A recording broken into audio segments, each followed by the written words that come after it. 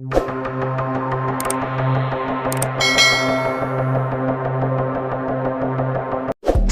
Alif Lam Mim. Alif Lam Mim, Allah yang lebih mengetahui akan maksudnya. Kitab Al-Quran ini tidak ada keraguan padanya, petunjuk bagi mereka yang bertakwa. 2. Kitab ini, yakni yang dibaca oleh Rasulullah, tidak ada keraguan atau kebimbangan padanya, bahwa ia benar-benar dari Allah. SWT. Kalimat negatif menjadi predikat dari subjek kitab ini, sedangkan kata-kata isyarat ini dipakai sebagai penghormatan. Menjadi petunjuk sebagai predikat kedua, artinya menjadi penuntun bagi orang-orang yang bertakwa, maksudnya orang-orang yang mengusahakan diri mereka supaya menjadi takwa dengan jalan mengikuti perintah dan menjauhi larangan demi menjaga diri dari api neraka. 3. Yaitu, mereka yang beriman kepada yang gaib, yang mendirikan salat, dan menafkahkan sebahagian rezeki yang kami anugerahkan kepada mereka.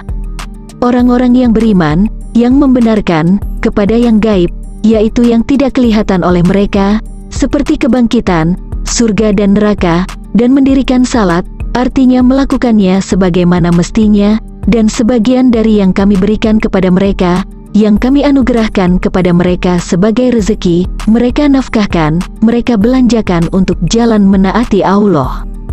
4. Yaitu, mereka yang beriman kepada yang gaib, yang mendirikan salat, dan menafkahkan sebahagian rezeki yang kami anugerahkan kepada mereka. Orang-orang yang beriman, yang membenarkan kepada yang gaib, yaitu yang tidak kelihatan oleh mereka, seperti kebangkitan, surga dan neraka, dan mendirikan salat, artinya melakukannya sebagaimana mestinya, dan sebagian dari yang kami berikan kepada mereka, yang kami anugerahkan kepada mereka sebagai rezeki, mereka nafkahkan, mereka belanjakan untuk jalan menaati Allah. Dan mereka yang beriman kepada kitab Al-Quran, yang telah diturunkan kepadamu dan kitab-kitab yang telah diturunkan sebelummu, serta mereka yakin akan adanya kehidupan akhirat.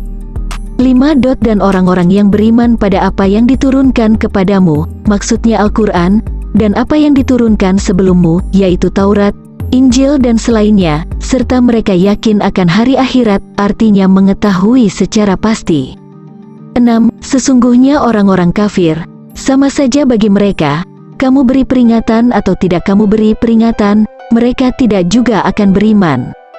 Sesungguhnya orang-orang kafir, seperti Abu Jahal, Abu Lahab dan lainnya, sama saja bagi mereka, apakah kamu beri peringatan, dibaca, A'anzataum, yakni dengan 2 buah hamzah secara tegas. Dapat pula hamzah yang kedua dilebur menjadi alif hingga hanya tinggal 1 hamzah saja yang dibaca panjang, atau tidak kamu beri peringatan, mereka tidak juga akan beriman. Hal itu telah diketahui oleh Allah, maka janganlah kamu berharap mereka akan beriman. Inzar atau peringatan, artinya pemberitahuan disertai ancaman. 7. Allah telah mengunci mati hati dan pendengaran mereka, dan penglihatan mereka ditutup, dan bagi mereka siksa yang amat berat. Allah mengunci mati hati mereka, maksudnya menutup rapat hati mereka sehingga tidak dapat dimasuki oleh kebaikan. Begitupun pendengaran mereka, maksudnya alat-alat atau sumber-sumber pendengaran mereka dikunci sehingga mereka tidak memperoleh manfaat dari kebenaran yang mereka terima. Sedangkan penglihatan mereka ditutup dengan penutup yang menutupinya sehingga mereka tidak dapat melihat kebenaran, dan bagi mereka siksa yang besar, yang berat lagi tetap. Terhadap orang-orang munafik diturunkan, di antara manusia ada yang mengatakan, kami beriman kepada Allah dan hari kemudian, padahal mereka itu sesungguhnya bukan orang-orang yang beriman. 8. Di antara manusia ada orang yang mengatakan, kami beriman kepada Allah dan hari akhir, yaitu hari kiamat, karena hari itu adalah hari terakhir. Padahal mereka bukan orang-orang yang beriman. Di sini ditekankan arti kata orang jika kata ganti yang disebutkan lafalnya, yakni mereka. Mereka hendak menipu Allah dan orang-orang yang beriman, padahal mereka hanya menipu dirinya sendiri sedang mereka tidak sadar.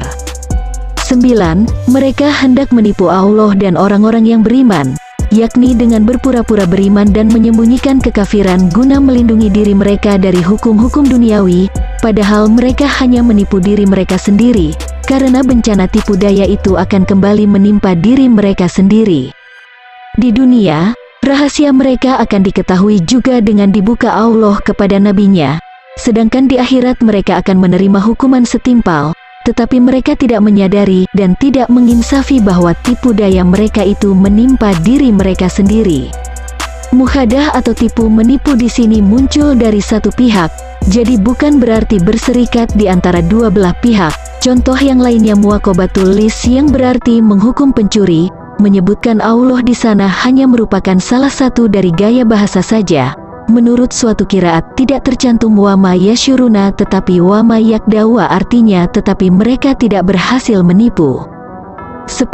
Dalam hati mereka ada penyakit, lalu ditambah Allah penyakitnya, dan bagi mereka siksa yang pedih, disebabkan mereka berdusta.